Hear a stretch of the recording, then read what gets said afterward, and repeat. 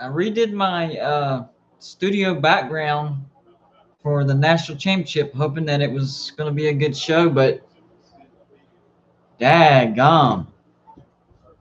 I didn't realize Ohio State is as unhealthy as they are. They have some health issues going on tonight.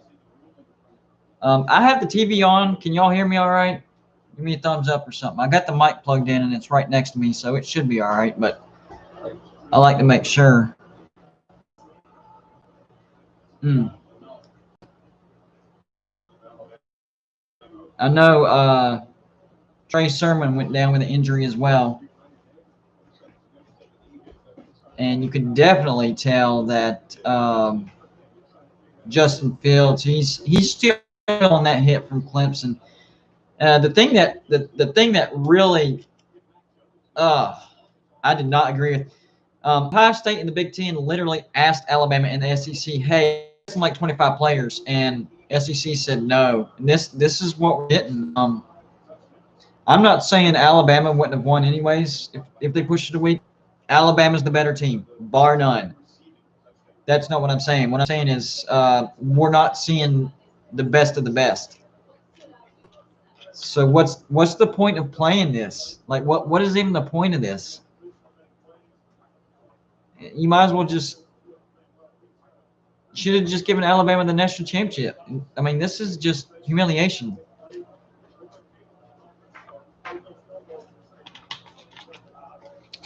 I see what you're saying, Sports Prod, but the problem is Ohio State has 25 people out. 20 freaking 5. Trey Sermon's out. Justin Fields is banged up. This game is over. Unless Alabama somehow. Oh, is that Trey? No, who's that? Who is that? Who's that guy? Who's that guy that they were helping into the locker room? Another dude banged up. Look, you can tell. Look at their demeanor. They're defeated. This is. Oh man, I feel bad for him. I've never felt bad for Ohio State, but man, I really do. Every freaking time I do a live show, I'm like, hey, stop making so much noise. Freaking uses the litter box and decides to be the loudest ever. Usually they're very quiet when they use the litter box. When I'm doing a live, he knows when I'm doing a live, and he's jealous, and he does that crap. Sea Dog says, that means every game this playoff season was a blowout. Thank you. Thank you. And Sports Prod says Fields clearly isn't 100%. I get it. People say that 12 teams would be too much, but if y'all watched that video earlier, to me that makes way too much sense. I mean, you're still giving the top 4 teams all buys, so they still have an advantage. But if you add those other 8 teams, you know, you're going to get better competition, instant classics, better matchups, possible Cinderella story like we see in the NCAA tournament.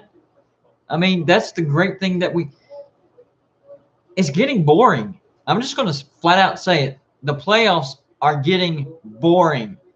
It's pretty much the same thing every freaking year. That's why last year was like, oh my gosh, this team came out of nowhere. Last year was actually interesting because a different team came out of nowhere and just obliterated everybody. I mean, I definitely didn't see it coming. But besides that, I mean, it's same old every year. Sports Prod says 8 teams would be good.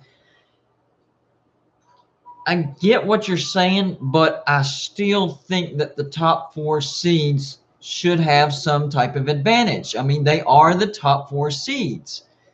I just want to expand the field. I don't want to even it to where, you know, they have no advantage and they're just going through the motions in that first game. I don't want it to be that. So I still want them to be motivated to be in the top 4. There's still a reward for being in the top 4.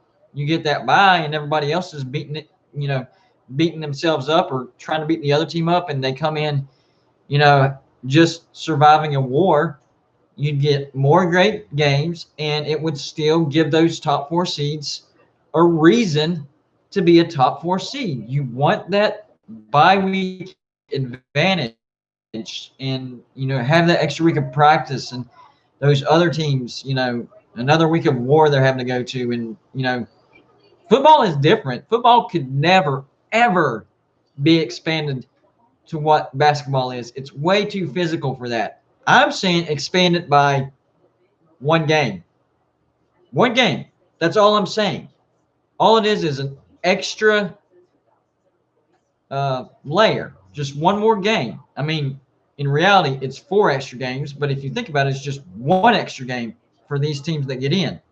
So I'm not asking for, 68 team March Madness for the playoffs. That would be insane.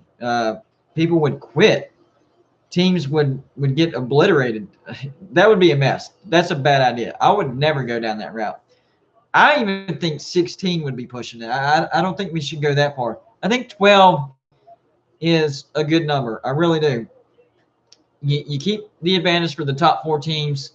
You add more parity with 8 more in. And if you watch that video and the matchups we would have had this year, so Alabama, Notre Dame, Clemson, Ohio State, top 4 seeds, they get the bye.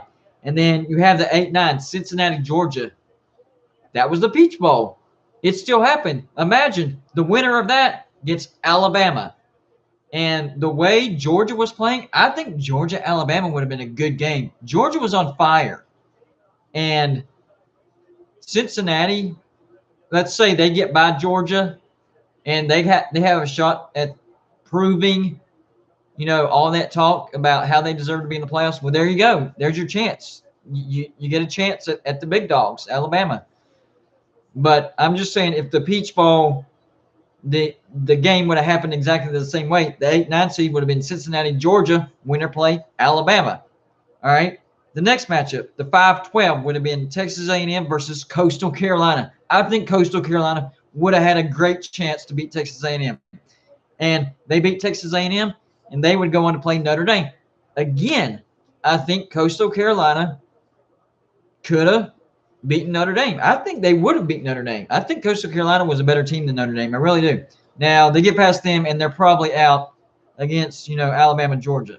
But there you go. There's your Cinderella story. I truly think Coastal Carolina could beat Texas A&M and Notre Dame, especially in that order. If it was the opposite, say they get Notre Dame first and then Texas A&M, I think they would get beat by Texas A&M. But getting them first and then Notre Dame, there you go, Cinderella story. Then we go to the bottom half of the bracket. 7 seed Florida against 10 seed Iowa State. Great game. Either or could win that. Winner of that gets the 2 seed Clemson. And then the very bottom, the bottom halves of these brackets, the bottom half of the first half and the bottom half of the second half, amazing games. 6 seed Oklahoma against 11 seed Indiana. We're pretty sure that Oklahoma would probably win that game. But Indiana had flashes of brilliance. Winner of that game gets Ohio State. So if Indiana does beat Oklahoma, they get that revenge game against Ohio State. But if not, and Oklahoma wins, Ohio State, Oklahoma, are you kidding me?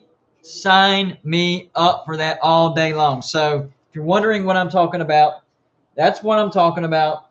My 12-team playoff brackets. You have all 4 top seeds. These are the teams that made the current playoff. They get the bye weeks.